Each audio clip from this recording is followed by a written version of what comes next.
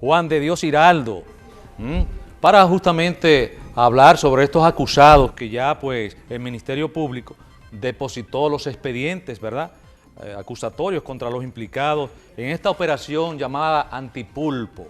Realmente se llama Operación Pulpo. La prensa le puso Operación Antipulpo. Antipulpo. Sí. Y tú sabes lo que hace un pulpo, ¿verdad, Juan? Los tentáculos. Ay, Dios mío. Esas ventosas, succionando todo el tiempo. Bueno, pero también la población se hace, son 10 ya los implicados y que ya de conformidad con el artículo 226, numeral 7 de la ley número 7602 del Código Procesal Penal. Modificada por la ley 1015, es el Código Procesal Penal, depositaron medidas de coerción y van a solicitar prisión preventiva y la declaratoria del caso de tramitación compleja. Ok. Ahora vamos a responder preguntas de la gente común y corriente. Este procedimiento que se utilizó, ¿verdad?, en los apresamientos, en los allanamientos, ¿fue correcto? ¿Es legal? ¿Lo hicieron de una manera respetuosa? ¿Tomaron en consideración tal vez el aspecto de la familia? Háblanos un poco de esto. Mira, Lamour, muchísimas gracias por la invitación, gracias a la teleaudiencia que nos está mirando. Realmente nosotros vivimos en un Estado social y democrático de derecho, eso implica que hay que respetar un sinnúmero de cánones y de principios que garanticen el Estado democrático. Una de esas cuestiones fundamentales es algo que se llama la tutela judicial efectiva y el debido proceso de ley. El Ministerio Público comenzó un proceso de investigación con un sinnúmero de ciudadanos acusados de actos de corrupción.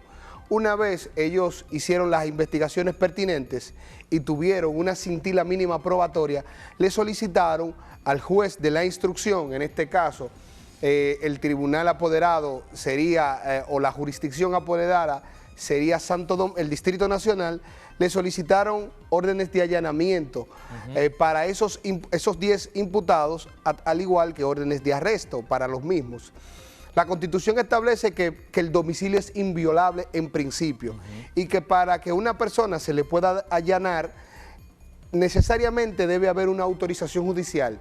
Y la hubo. Y la hubo. Ahora bien, la Constitución dice que hay que respetar el domicilio y que se puede respetar cuando exista una autorización judicial. Pero el artículo 179 del Código Procesal Penal establece unos horarios de 6 de la mañana a 6 de la tarde para hacer esos allanamientos. ¿Por qué? Eso se violentó. Porque cuando en principio podría decir que se violentó, solamente se justifica si la orden de allanamiento incluye debidamente motivada. Ya. No solamente tiene que decir para allanar a cualquier hora del día y la noche. No. Eso no es una debida motivación. Tiene que justificarlo. Tienen que justificar el por qué yo estoy allanando. Sí. Si tienen esa motivación justificada, se puede allanar fuera del horario establecido por el legislador. Sí. Y en este caso debemos ver si el allanamiento está debidamente justificado. Okay. Ahora bien, mucha gente se pregunta, y vimos un video de un exministro, Freddy Hidalgo, exactamente, donde no estaba vestido. No estaba vestido. Él pedía hay un que le dieran un tiempo. El artículo 44.1 habla sobre la dignidad humana. Ajá, eso es. El artículo 38 de la Constitución habla sobre la dignidad humana. Pero además, el artículo 95 del Código Procesal Penal establece que cuando a una persona se le arresta, primero hay que identificarse, decir quién es la persona que se le arresta, leerle sus derechos y saber por qué se le está arrestando. La Procuradora dice que cumplió con todo eso. Necesariamente en estos casos nosotros debemos llevar todos los casos por el librito, la Procuraduría. Sí. ¿Por qué? Porque si no se cumple con esto en un tribunal pueden los abogados, de manera aviesa, porque lo establece la norma, declarar la nulidad del arresto. Y por vías de consecuencia, esto puede ser una excusa para que se le ponga en libertad. O es un subterfugio que utilizan los abogados. Por vías de consecuencia, la Procuraduría debe actuar de manera correcta en estos casos y en principio vemos cómo se hizo, o la población entiende que no se hizo de manera correcta. Y esos argumentos son utilizados por los abogados. Juan, La gente también se pregunta, ¿por qué no fueron citados de una manera más, ¿verdad?, menos violenta, quizá menos aparatosa? ¿Por qué no fueron citados? Porque es una facultad que tiene el Ministerio Público. Porque el Ministerio Público entonces tenía quizás la idea de que en ese allanamiento podía encontrar alguna prueba dentro de su investigación. Obviamente. El Ministerio Público, una vez que hace la investigación, tú no puedes poner a la persona en conocimiento. Ajá. Porque una de las Porque cuestiones, desaparece evidencia, 20.000 cosas. Obviamente. Entonces, cuando tú tienes una investigación y has buscado elementos probatorios, Sí. tú quieres buscar más elementos que corroboren ese delito. Eso es.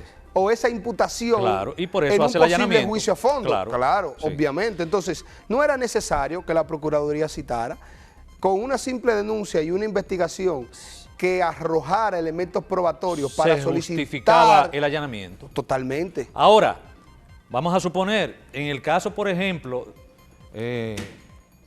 de este que fue, digamos, prácticamente acorralado, vestido ya con su ropa de cama, y no le daban tiempo ni siquiera. ¿Eso fue correcto? Eso en principio lo veo mal, porque hay un principio que se llama el principio de dignidad humana. Ajá. Y el principio de dignidad humana está por encima de todo. Y hay un principio que se llama principio de presunción de inocencia. Porque el oficial pudo, Juan, perfectamente acompañar, porque eso sí, puede acompañar al para que dormitorio, vístase, yo voy a estar Pero acá. el allanamiento también debe realizarse acompañado de la persona que realiza el allanamiento. No importa que él esté, digamos, como se encontraba. El oficial podía acompañarlo a la habitación. Claro, ¿Y por qué acompañarlo a la habitación? Porque podía suicidarse, por ejemplo, estamos hablando, especulando, podía ocultar una evidencia que tuviese tal vez en el dormitorio.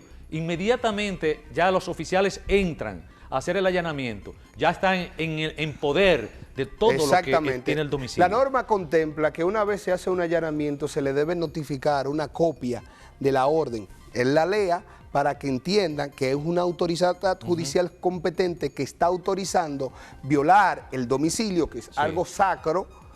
Entonces proceder, identificarse, decir, yo soy fulano de tal, estamos haciendo una orden de allanamiento por orden de tal, a usted se le está investigando por tales y tales ilícitos penales y por vías de consecuencia nosotros vamos a realizar un allanamiento.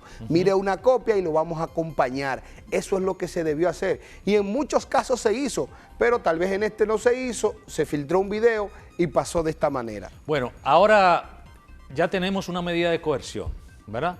¿Qué se espera? Bueno, se depositó una solicitud de medida de coerción donde hay 10 implicados. El Ministerio Público está solicitando prisión preventiva. La Constitución y el Código establecen que la prisión preventiva debe ser la excepción y la libertad debe ser la regla. También el Ministerio Público está solicitando, conforme al artículo 369, la declaratoria de complejidad del proceso. También. Es normal que se pueda declarar complejo por la cantidad de imputados, por los elementos de pruebas que están vinculados. Y no es lo mismo. Se debe declarar complejo porque los plazos se amplían y el proceso de investigación es más exhausto. Entonces, eso es lo que se espera. Se pospuso para el domingo, los abogados estuvieron de acuerdo. La Constitución establece que una solicitud de medida de coerción, cuando lo arrestan y el conocimiento debe conocerse en un plazo de 48 horas, por una situación de plazo razonable, pero también hay que ponderar la misma situación de este proceso. Los abogados estuvieron de acuerdo y se aplazó para el domingo. Por último, Hiraldo, el hecho de que existan estos elementos probatorios que llevaron a la Procuraduría a estos allanamientos, así como lo vimos, eso significa, para ti como abogado, eso significa que esos elementos que son probatorios son fundamentales en estos momentos. Los elementos probatorios por la manera en que ha recolectado el Ministerio Público siempre actúa de esa manera. Ahora bien, son suficientes para conocerle una medida de coerción y para determinar si, bajo qué medida de coerción va a estar en un proceso. Entonces, el Ministerio Público, si declaran complejo, tendrá 18 meses para robustecer su acusación. Pero esa acusación, para que se fundamente y sea posible una condena, debe destruir el estado de presunción de inocencia más allá de toda duda razonable. Y si existe un ápice de imaginación a duda, tienen que descargar los tribunales. Pero la investigación, que es una investigación primaria, han recolectado elementos de prueba que son suficientes para conocer una medida de coerción. Bien, gracias al abogado Juan de Dios Hiraldo. Tiempo de una pausa. Teleuniverso al día. Usted se queda con nosotros.